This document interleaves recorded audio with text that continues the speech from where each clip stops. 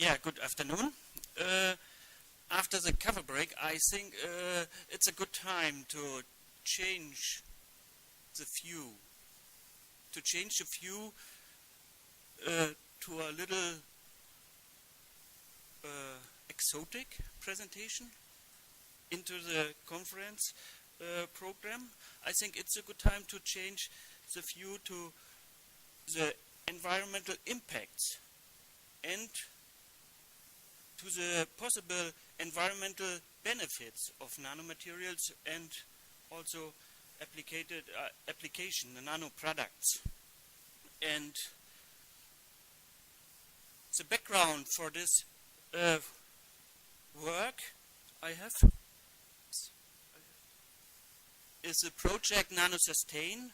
In this project, we also, on the one side, we also generate new and missing data on hazard, exposure, toxicology, and ecotoxicology of selected nanomaterials.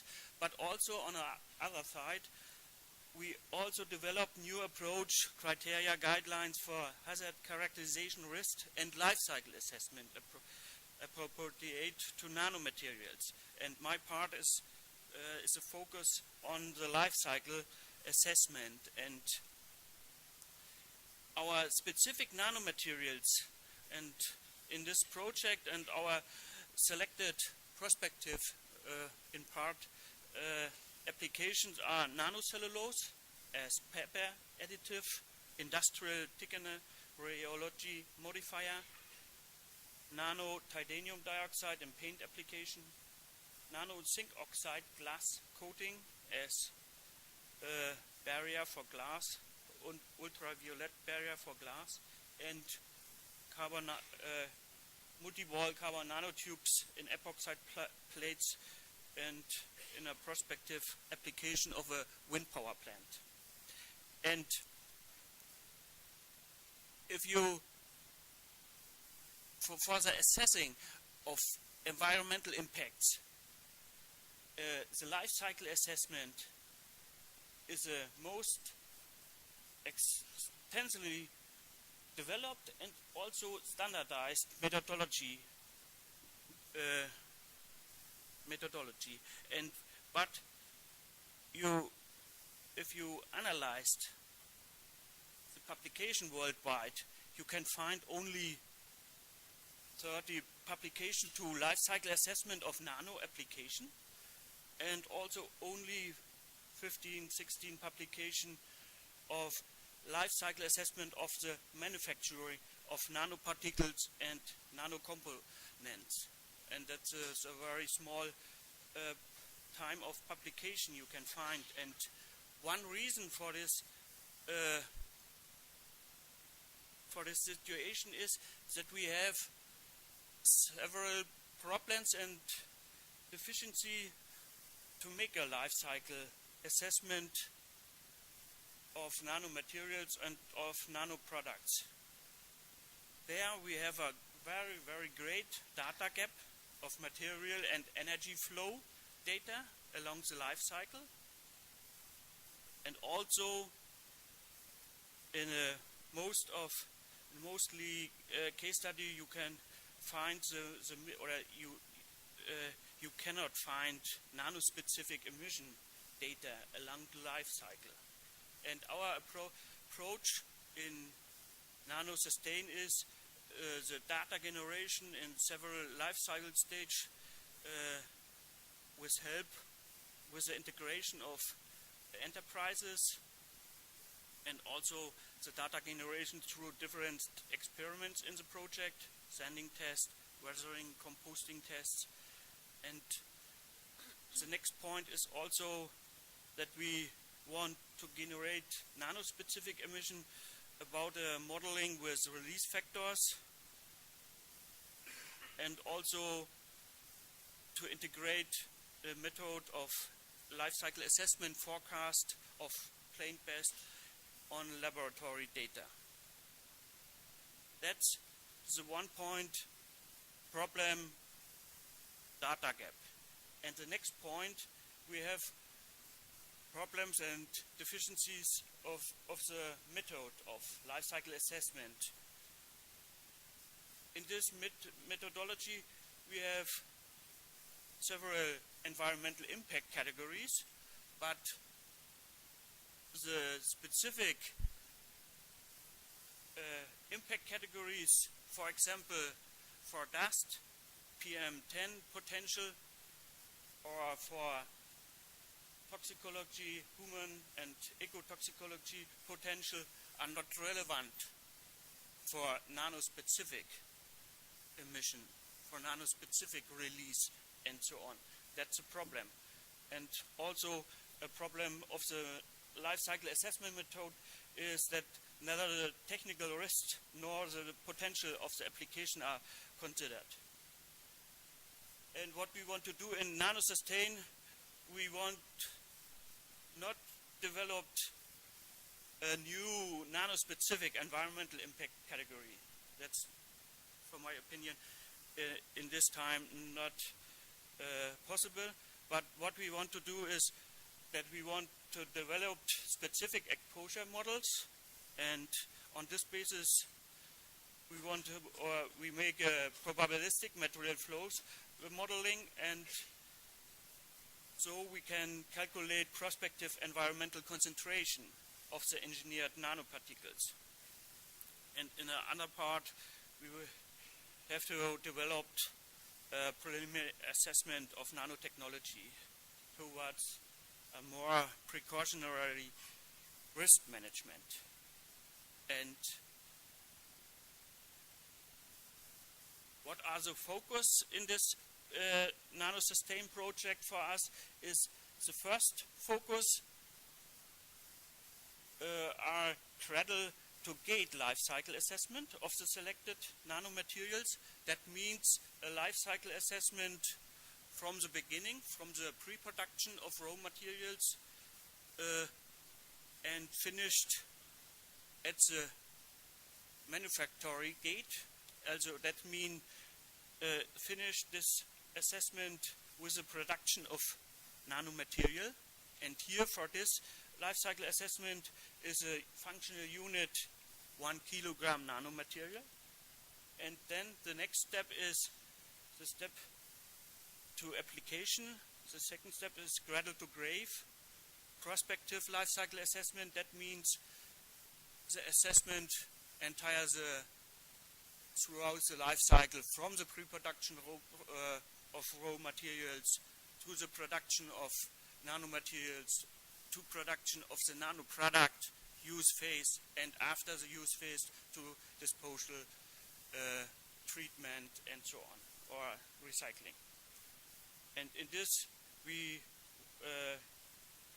investigate in part several production routes, and also we integrated release factors for the calculation or modeling and estimation of nanospecific emission. And also what we want to do, and it's a very good point of life cycle assessment, that we can compare the new as a life cycle assessment of a nanoproduct if we have a conventional materials or application. So we can make a comparison between the conventional and the new products. And some results to the first focus on the next two slides. On this slide you can see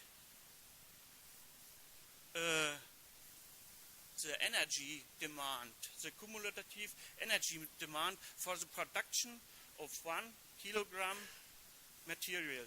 And this all, you can see all carbon-based nanoparticles. And what you can see is the very great range of the energy demand to the production of specific nanomaterials.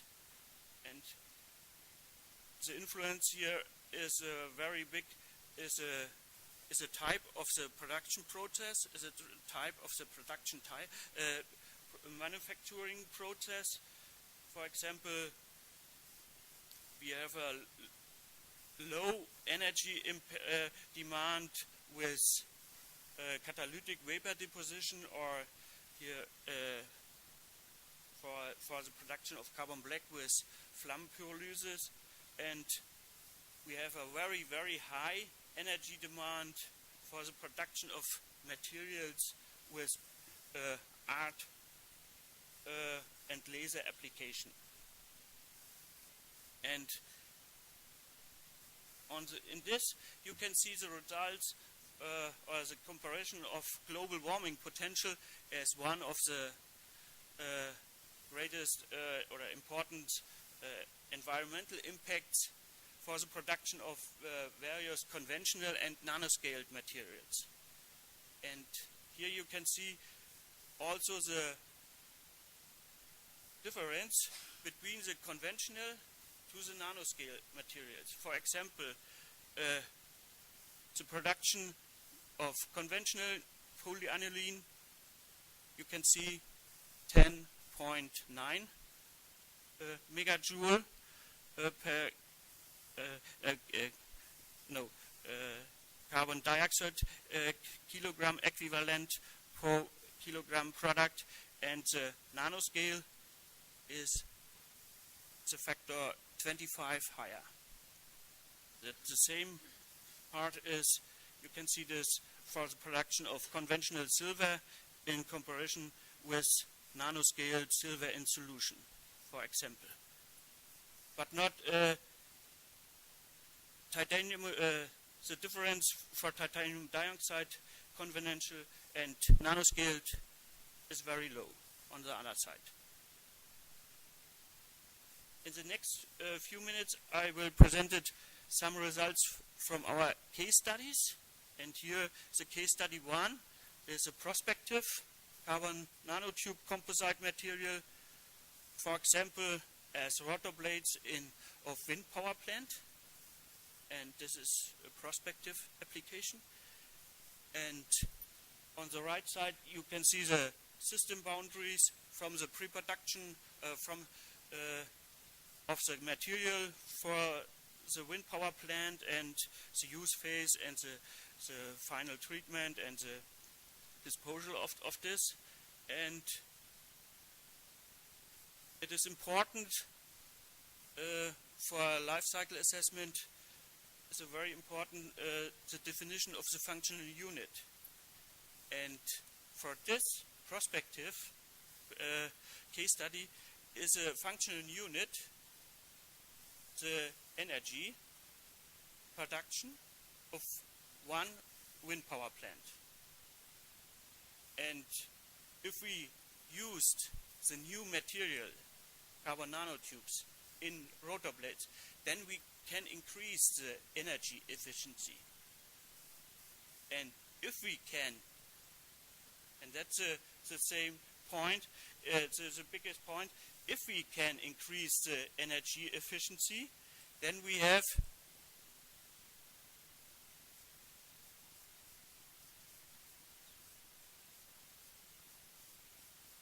that here you can see if you can increase the energy efficiency of a wind power plant about 0.15%, and then you have a energy child, and then you can make this in comparison with an old conventional wind power plant, and though you can measure the influence of the multi-wall carbon nano production in comparison with the difference of the electricity from the production mix. And the also important assumption is here in rotor blades is a CNT content rate 0.5%. That means for a wind power plant we need 150 kilogram. And here you can also see the modeling of the life cycle of this wind power plant, and based on the production of the carbon nanotubes is based on the weight tube process from Bayer.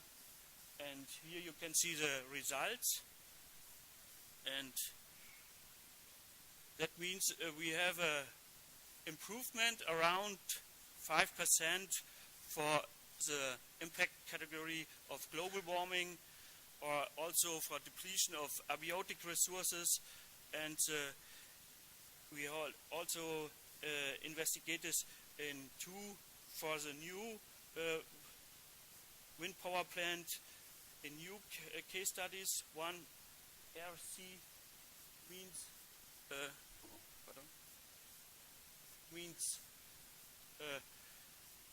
real case study with realistic exposure estimation, exposure rates, release rates, and the other one is a maximum case, or much more the worst case in this point. And here you can see that the environmental through the multi-wall carbon nanotube has a very, very low influence of the balance. That means if we have in the use phase of a long life product, if we have an environmental benefit, then we have also over the eco balance a benefit, because the content rate of the carbon nanotube is very low in this point. And this results you can see also for other environmental impacts, for example, eutrophication potential and edification potential. And the next case study is a modeling of nano-titanium dioxide in paint application. And here we have a different results. For example, for this impact categories, we have a higher environmental impact for global warming potential, and also for depletion of abiotic resource for our nano-titanium paint, also in both case studies. And in comparison with the conventional titanium dioxide paint, but in other impact categories, we have an improvement around, for example, for eutrophication potential of 2 or 3% nano-titanium dioxide versus titanium dioxide paint, and for the impact category of acidification potential, we have an improvement around 9–10%. My conclusion: environmental impacts of the production of nanomaterials depends on the type of manufacturing process, and important influence the energy demand, the demand of operating supplies, the child of the production process, and also a very great influence is a purification, or the demand for the purification of the nanomaterials. And on the other side, the potential and prospects for reducing environmental load by nanotechnology products and process depends on the type and the level of innovation. That means different nanotechnology generation, incremental versus radical innovation in nanotechnology, or end of pipe and versus integrated environmental application. And varying potential for gains in resource efficiency could be shown and quantified in the case studies. Also, if you analyze this, the other case studies to LCA of nanomaterials, also in this life cycle view, but also the very great lack of data. And what we can find is that today mostly nanotechnology-based applications on the market are incremental innovation with a mostly low efficiency or a more eco-efficiency, and many applications with a higher level of innovation and also with a higher resource efficiency still in the development. Thank you for your attention. you, Michael, for this introduction into this life cycle assessment approach, which helps us to consider all aspects which we normally deal with which may occur during the whole life cycle, which are material and associated products may be exposed to. And yeah, are there any questions to this presentation? Would you please comment on the inclusion of toxicity in life cycle assessment, and what are the major constraints and needs and the promise for that in the future? Yeah, that's a very good question. That's a problem today, and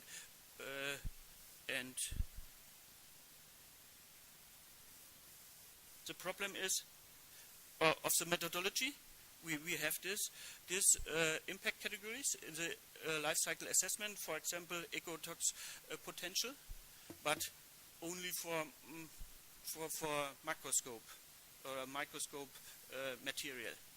And then we have the problem, and in the first step, I think so, and that what we want to do is to generate or to calculate potential emission data of nano-specific emission data in comparison with release data. And then we have to discuss this. For example, the factor, for example, titanium dioxide. If we have a characterization factor of, for example, 100 for this, for ecotox potential microscope, then we have to discuss how which is a new factor for this, and then we have, but there we haven't no information. But in this field, I am not so expert. But I think that is the next step to discuss this, to make a new or characterization factors for nanosite emissions.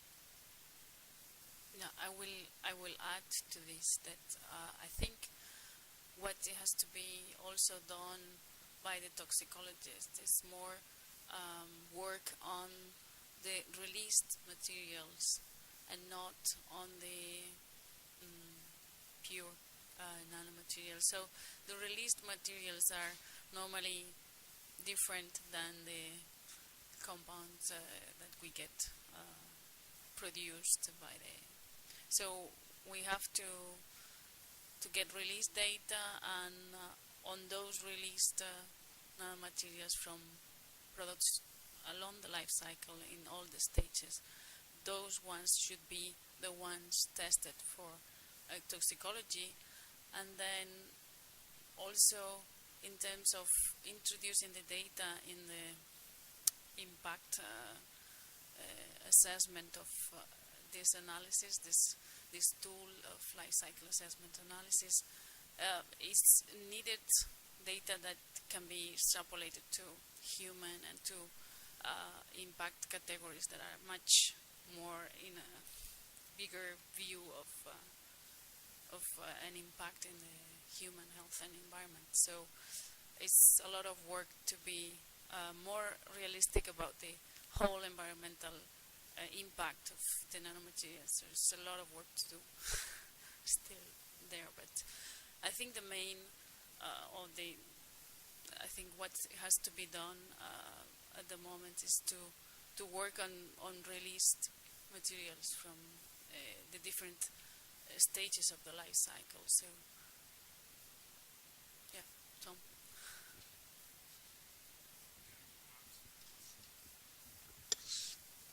Michael, thanks very much. I was wondering, it's always with an LCA that to what extent do you limit what you still want to investigate? And I'm not too sure about, if I think of rotor blades, of windmills. How many times do you think that the blades then can be recovered when they are metal or when they were carbon nanotubes?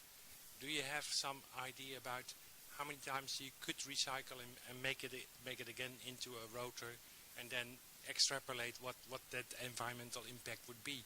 Or do you limit yourself to the product itself and not to the product once it's been recycled again, and to how many times you can do that? Because then of course it depends on what the outcome is in terms of differentiation between whether a carbon nanotube rotor would be actually environmentally energy friendly or a metal one. In this case study, we have also make an estimation for the end of life. And for example, this rotor plate is epoxide. The multi-wall carbon nanotube is included in epoxide, and then we have different rates for recycling, for treatment or final treatment, and so on. And if we have it also, but uncertainty estimation with high uncertainty. But we have also make a burning test of carbon nanotube epoxide plates, and if you have good burning condition, you can find a very small rate of carbon nanotubes in the ash, for example, and so on. But here we have also the first information to this step, for example, end of life, but also here we have also many data gaps.